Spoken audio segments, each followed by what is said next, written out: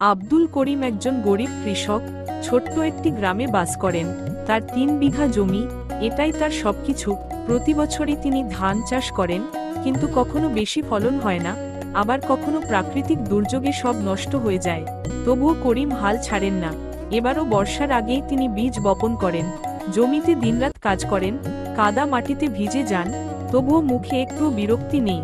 তার চোখে শুধুই স্বপ্ন, ভালো ফলন হবে, ছেলে স্কুলে ভর্তি হবে, ঘরের চাল নতুন করে বাঁধা যাবে। কিন্তু হঠাৎ একদিন ঝড় বৃষ্টি শুরু হয়। করিমের জমির অর্ধেক ধানগাছ মাটিতে পড়ে যায়। গ্রামের অনেকেই হতাশ হয়ে হাল ছেড়ে দেয়, কিন্তু করিম থেমে থাকেন না।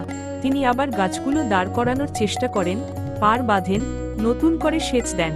মাস দুয়েক পর ধান কাটার সময় করিমের জমিতে সবুজের মাঝে সোনালি ধান ঝুঁকে পড়ে। এবার ফলন ভালো হয়েছে, বাজারে বিক্রি করে কিছু টাকা হাতে পান। ছেলেকে নিয়ে স্কুলে ভর্তি করাতে গিয়ে করিম বলেন, জীবন যেমনই হোক, হাল ছাড়লে ফলন আসে না।